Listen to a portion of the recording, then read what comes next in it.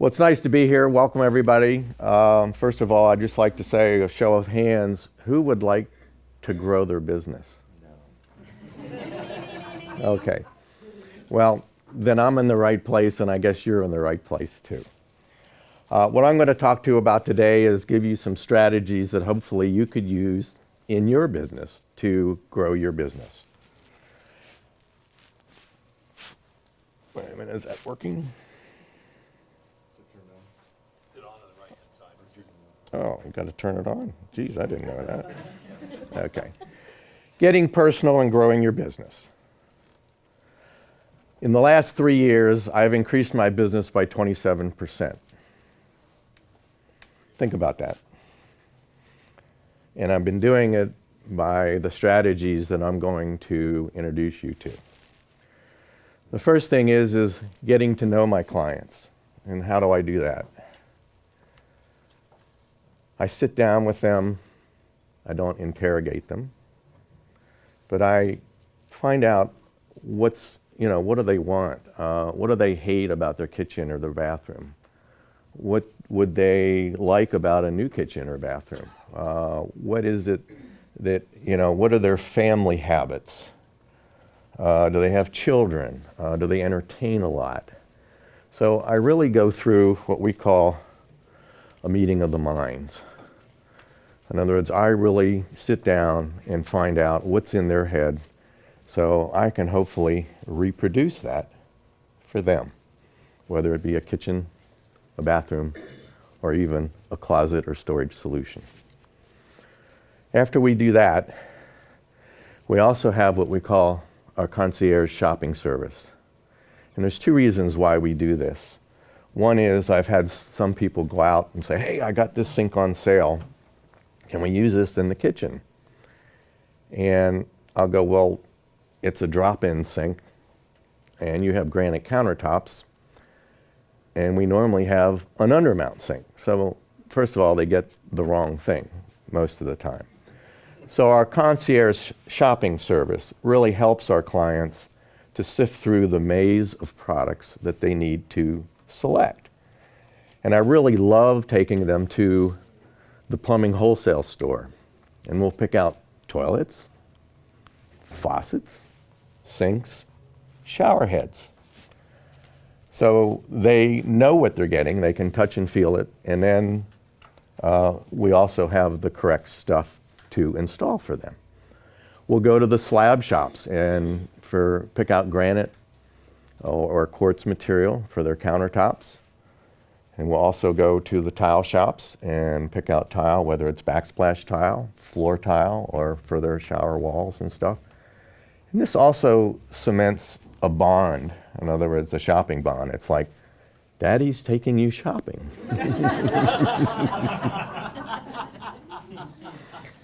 But it also helps me bond with my client. And people ask me, what makes you different? And the thing that really makes me different is that most of our clients become friends. We go to wineries together. We go out to eat together. I've even gone to their kids' trivia night together. And in doing that, for the number one complaint industry, the remodeling industry, in the Better Business Bureau, I think I must be doing something right. The next thing is going the extra mile. And what do I mean by that? Anytime you open up a wall or whatever, there's going to be something in there that maybe you didn't quite expect being there. So I'm going to give you 3 little stories of where we help people. Now this one's called Tiny Heiny. And this was an elderly woman who we remodeled her master bathroom, and she already had a Comfort Height toilet, and she had 2 other bathrooms, and she wanted us to install Comfort Height toilets for other bathrooms. So we did, and a couple days later she called back and she said, Richard, you're gonna have to take those toilets out. And I said, well, why? She said, the hole's too big, and I fell through. So I called Kohler direct and I said, hey, we have this problem. He says, no problem. They have different sized toilet seats. So I learned something as well and was able to solve the problem for my client. The second thing is, this is a little 2-bedroom, 1-bath house in Brentwood that has an attic. The former owners tried to make the master bathroom in the attic, and by doing so, I think if I have the button right, do you see that little tube there? That is the AC duct that they cut a hole in the kitchen floor and the kitchen ceiling and just ran it up to the attic, and thinking that they could air condition and heat the second floor. Well, needless to say, it didn't work. And we ended up putting in a Mitsubishi unit, which solved that problem. The other problem was she was looking for extra storage. And she didn't have the room in her kitchen for a 24-inch deep utility cabinet. So, and this particular cabinet company didn't make a 12-inch deep cabinet. So we ended up putting 3 30-inch wall cabinets and stacking them to give her the storage space that she needed, and we were able to get it in the small space that we had to work with. The next one is, I call this bathroom clutter. From electric toothbrushes to hair dryers to bathroom scales. And as you can see on this tower, on the tower here, on the left-hand side, we installed an outlet so they could plug in their electric toothbrush. If you'd open the door, inside is another outlet where she plugs in her hair dryer and curling iron, and it's out of the way, but very functional and easy to use. There's the trash can here, and then underneath we have a toe kick that pulls out that has the bathroom scale on it. So we're able to get rid of trash cans, bathroom scales, and everything all in one. The third thing I do is what I call the personal touch VIP service. And people may never forget, people will forget what you did or what you said, but people will never forget how you, how you made them feel. And we do this by continually corresponding with our clients, whether it's a personal thank you note. When I meet with the client, I will send them a note saying, thank you for the opportunity, for just letting me to come into your home and discuss your project. When the project is finished, we will send another thank you note with a before and after picture and saying, thank you, we really enjoyed making this or making your dream come true, whether it's a kitchen or bathroom. We also send out a bi-monthly newsletter. So we continue to stay in touch with our clients by sending correspondence. We also have a first anniversary card that we send out, which is the anniversary date of the closing on the project, asking them, how are you still enjoying your kitchen, your bathroom? We love doing it. Is there anything we can do to make it better? And then we also do it for the second, third, fourth, fifth, and on as well, saying, it's hard to believe another year's gone by. Hope you're still enjoying your kitchen or your bathroom. This is a before picture of a kitchen that we did. And there's the after picture. And this was one of the homes. This is another thing that we do that we've been very successful in doing is what we call celebrations. We have an open house. It does 2 things. One, it lets me brag for the homeowner. Plus, the neighbors are all nosy anyway and want to come in and see what's going on.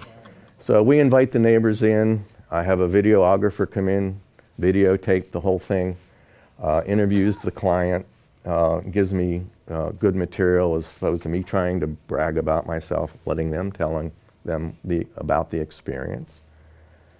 I also have a coupon for a gift certificate for like Starbucks, and so I'll get their contact information. I'll take an individual candid shot of everybody that showed up, and I will send them a personal thank you note with their picture on it, thanking them for coming to help celebrate Frank and Kathleen's kitchen.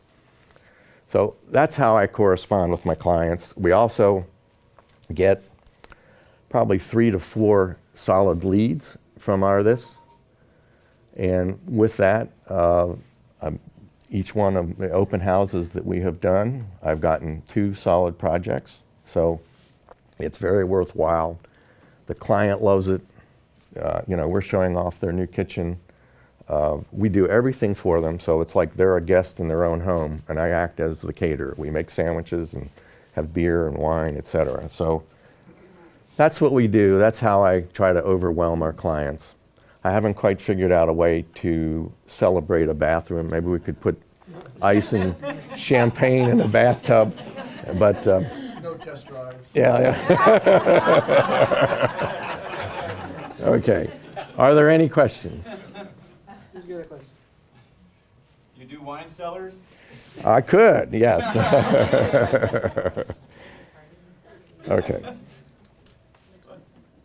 So that's a lot of touch points, and it's amazing to see the systems that you put together to do this and to stay in touch, and it's obviously working very well for you.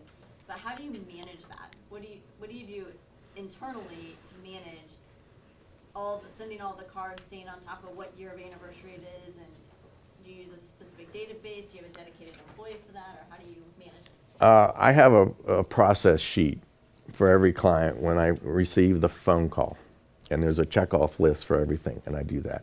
Send out cards is what I use for a lot of my correspondence, and they have a nice thing that sends out an anniversary thing saying, and instead of having a child, because has a place where you can write their child, I always write bathroom or kitchen or closet in there. So it says, so-and-so has a bathroom anniversary.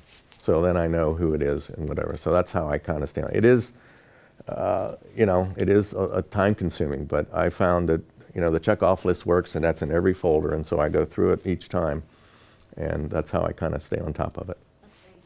Any other questions?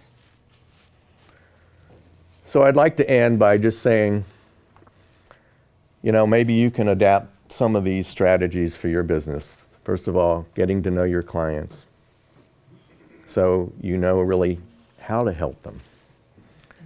Going the extra mile, solving problems for them, and then adding the personal touch.